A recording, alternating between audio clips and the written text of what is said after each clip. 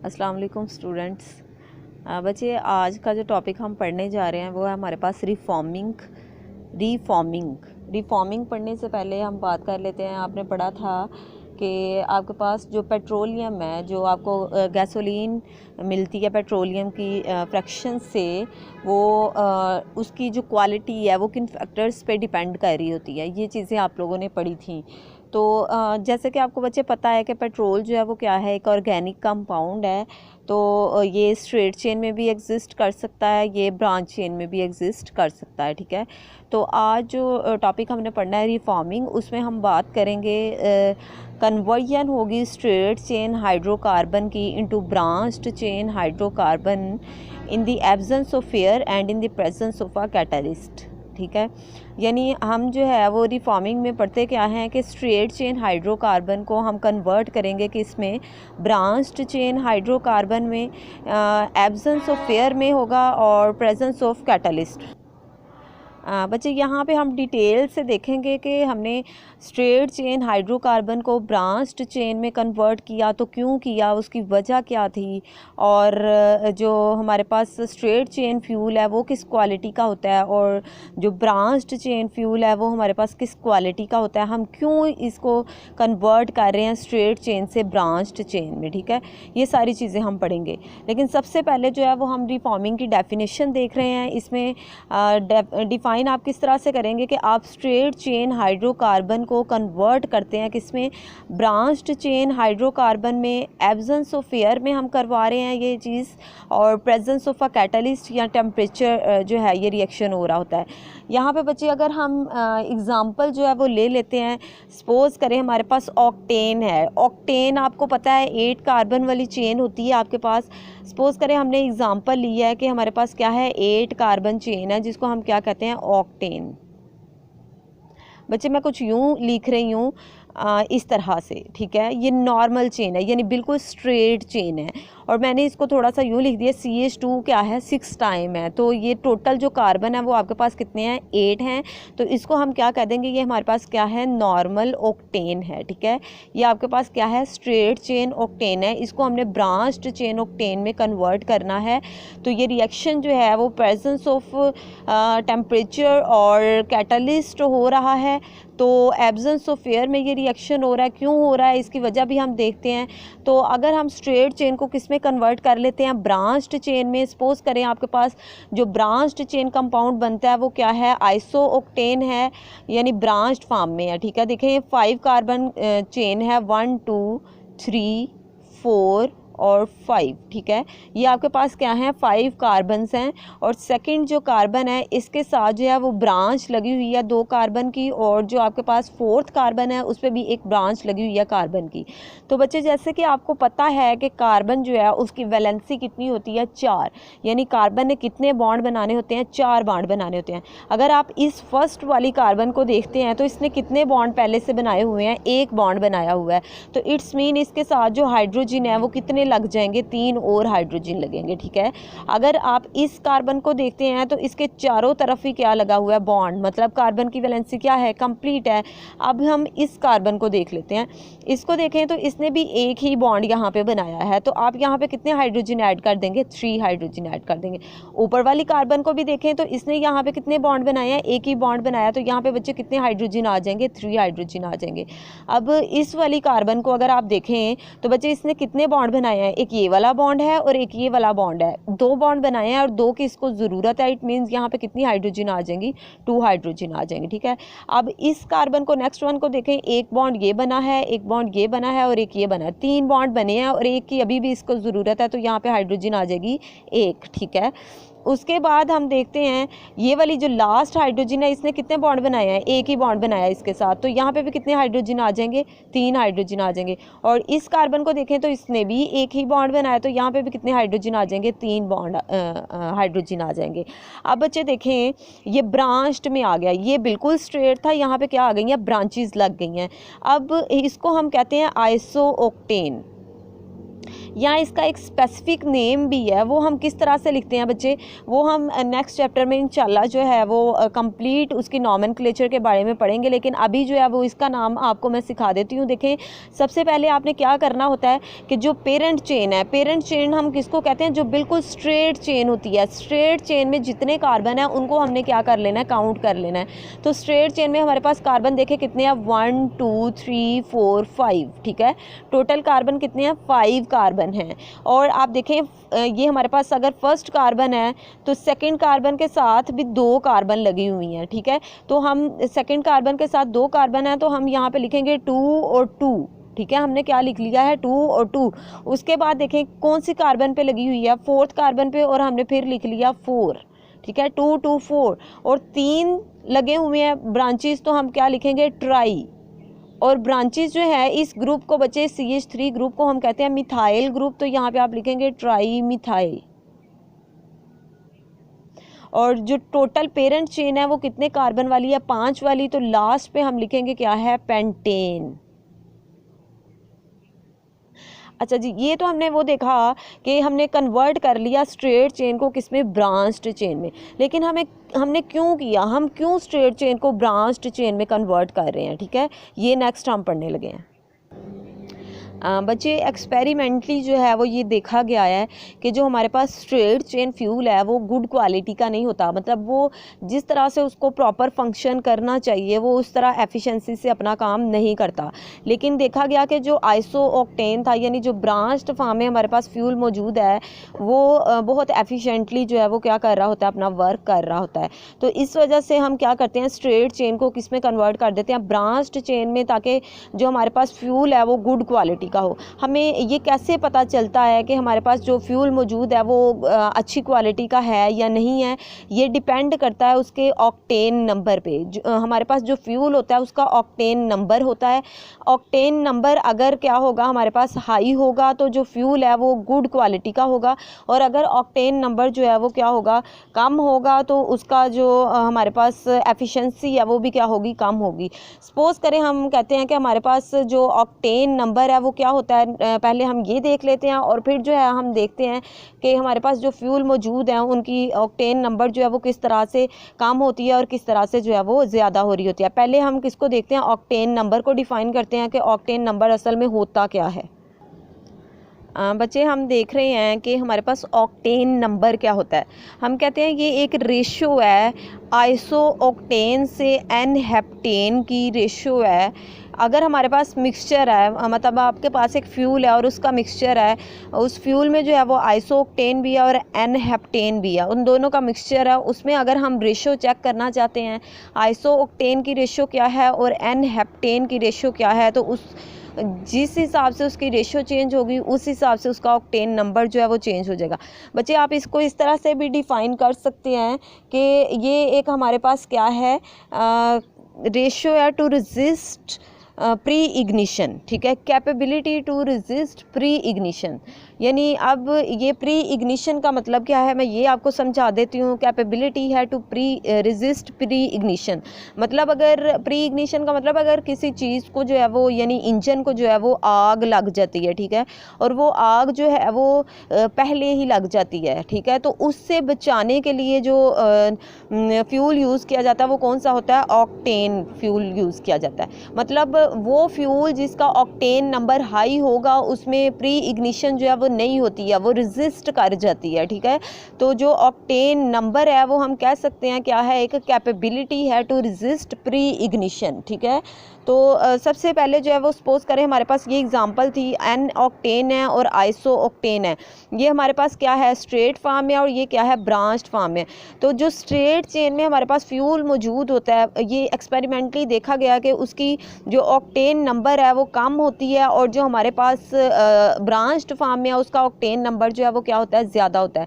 यहाँ पर सपोज करें हम एग्जाम्पल ले लेते हैं कि जो हमारे पास ऑक्टेन नंबर है, हम हेप्टेन की और ऑक्टेन की बात कर रहे हैं। जो हेप्टेन है उसका ऑक्टेन नंबर जो है वो हमारे पास होता है 0, और जो हमारे पास ऑक्टेन है उसका जो हमारे पास ऑक्टेन नंबर है वो होता है 100।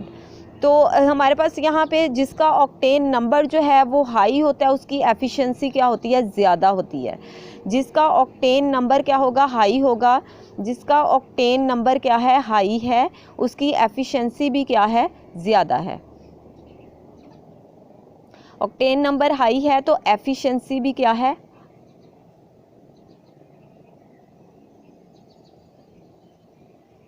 हाई है।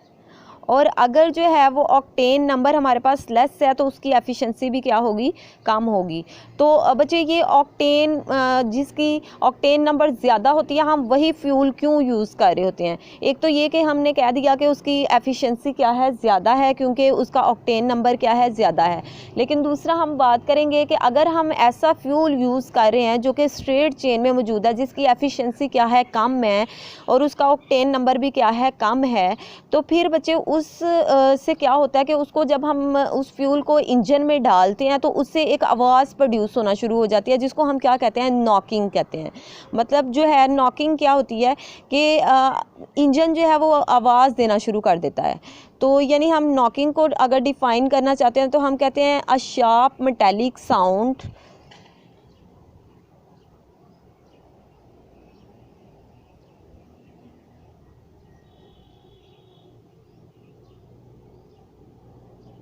प्रोड्यूस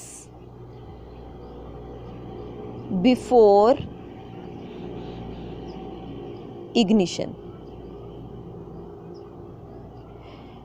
यानी जो है आपने इंजन को खुद आग नहीं लगाई है, आपने उसको स्पार्क नहीं दिया है, लेकिन फिर भी जो है उसमें से खुद ब खुद जो है वो क्या प्रोड्यूस होना शुरू हो जाती है, एक साउंड प्रोड्यूस होती है। क्यों प्रोड्यूस होती है? क्योंकि आपने जो फ्यूल यूज़ किया वो अच्छी क्वालिटी का नहीं था, ठीक है। अगर अच्छी क्वालिटी का फ्यूल होता तो उसमें से ये साउंड जो है वो प्रोड्यूस कभी भी ना होते, ठीक है। तो फिर हम कह सकते हैं कि जो हमारे पास स्ट्रेट चेन है, स्ट्रेट चेन जितने भी कंपाउंड्स हैं वो नॉकिंग प्रोड्यूस करते हैं, और जो हमारे पास ब्रांच्ड चेन होंगे, चूँकि उनका ऑक्टेन नंबर ज़्यादा होता है तो वो नॉकिंग भी प्रोड्यूस नहीं करेंगे, ठीक है। यानी ऑक्टेन नंबर हाई होगा, एफिशिएंसी ज़्यादा होगी, और नॉकिंग जो है वो क्या हो जाएगी, कम हो जाएगी।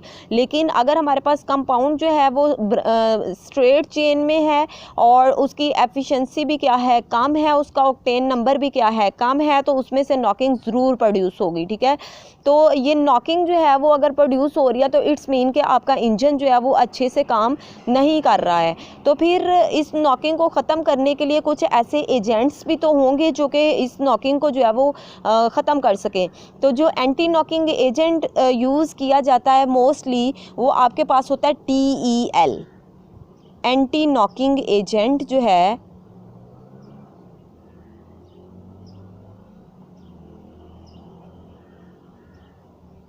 एंटी नॉकिंग एजेंट जो मोस्टली यूज़ किया जाता है वो क्या है, TEL, यानी हम इसको क्या कहते हैं, टेट्रा इथाइल लेड। C2H5 कितने हैं, 4, और क्या है आपके पास, लेड। टेट्रा इथाइल लेड को जो है वो as a anti knocking agent use किया जाता है बच्चे। लेकिन इसका भी एक नुकसान है एंटी नॉकिंग एजेंट को भी यूज़ करने का। वो क्या है कि ये जो हमारे पास लेड है ये क्या करता है, जब एयर में मौजूद ज़ाहिर है जब एयर में मौजूद ऑक्सीजन जो है उसके साथ रिएक्ट करेगा और ये क्या प्रोड्यूस करेगा, लेड ऑक्साइड। तो ये जो हमारे पास लेड ऑक्साइड है ये कैंसर काज करती है, ठीक है, यानी कार्सिनोजेनिक है।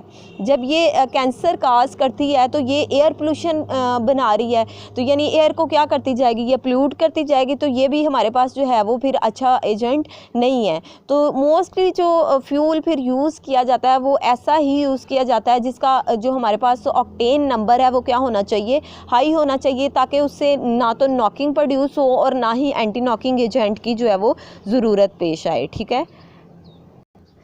बच्चे मोस्टली जो है वो बाहर की कंट्रीज़ हमने देखा है कि ऑक्टेन की बजाय जो है आइसोक्टेन की बजाय यानी गैसोलीन की बजाय जो है वो एथानॉल को भी एज ए फ्यूल यूज़ कर रही होती है।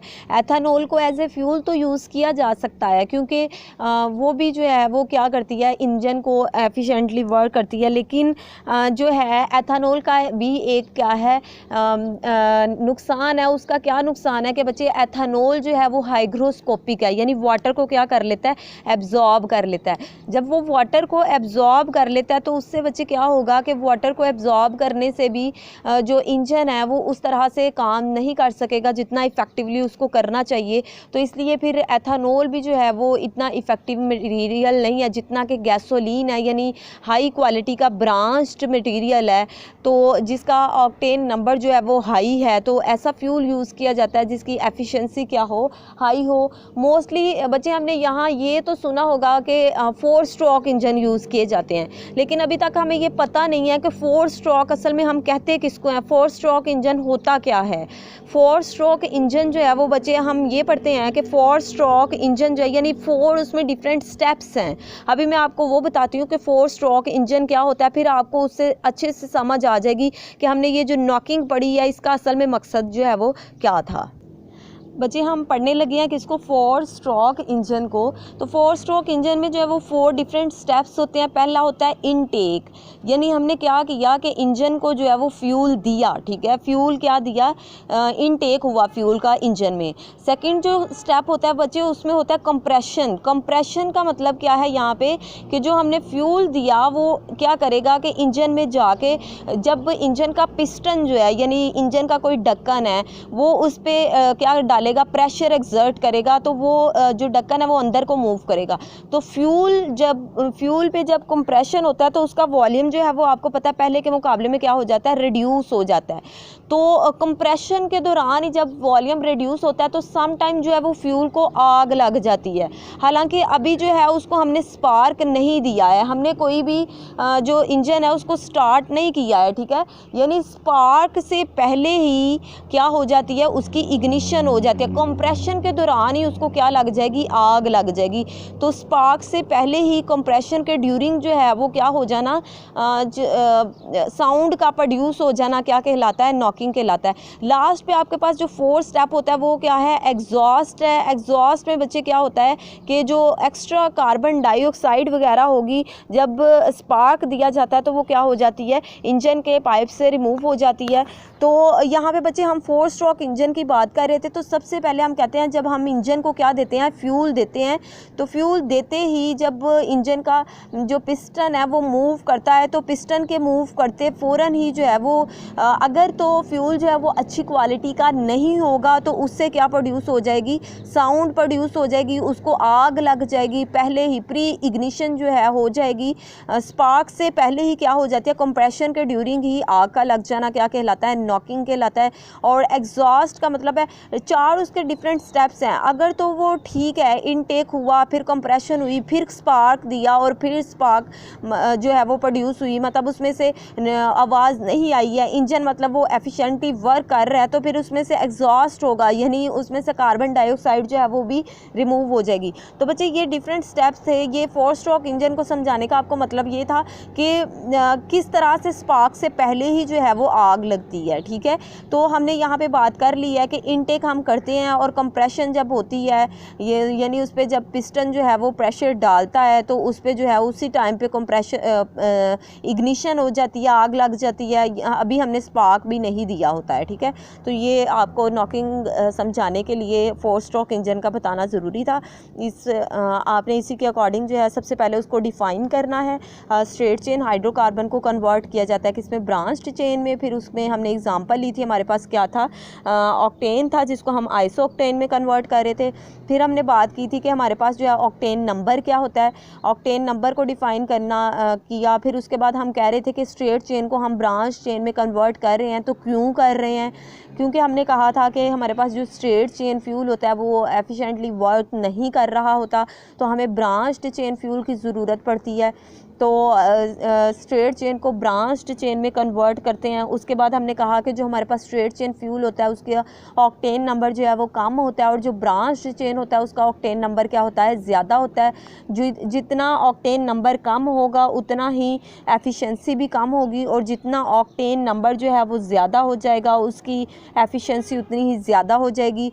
जितनी एफिशिएंसी ज़्यादा होगी उतना ही नॉकिंग के चांसेस जो हैं वो कम होंगे, और जितनी एफिशिएंसी जो है वो क्या होगी, कम होगी उतनी ही एफिशिएंसी के चांसेस जो हैं वो क्या हो जाएंगे, ज़्यादा हो जाएंगे। यहाँ तक हम ये पढ़े थे। उसके बाद हमने नॉकिंग की बात की थी कि नॉकिंग जो है वो एक साउंड है जो कि इग्निशन से पहले ही प्रोड्यूस हो जाती है, और नॉकिंग को रिड्यूस करने के लिए जो एजेंट यूज़ किया जाता है वो क्या है, हमारे पास anti knocking agent tetraethyl lead use कर रहे हैं। लेकिन उसका भी एक नुकसान है कि जो लेड है वो जब एयर में मौजूद ऑक्सीजन से रिएक्ट करती है तो लेड ऑक्साइड बनाती है, जो कि क्या है, कार्सिनोजेनिक है। उसके बाद हमने लास्ट में 4 स्ट्रोक इंजन की बात की कि हम कहते तो हैं कि 4 स्ट्रोक इंजन जो है वो यूज़ किया जाता है, लेकिन होता क्या है, उसमें 4 डिफरेंट स्टेप्स थे। इनटेक होता है, कंप्रेशन होता है, स्पार्क होता है और एग्जॉस्ट होता है। इनटेक में हमने बात की कि हम फ्यूल जब इंजन को देते हैं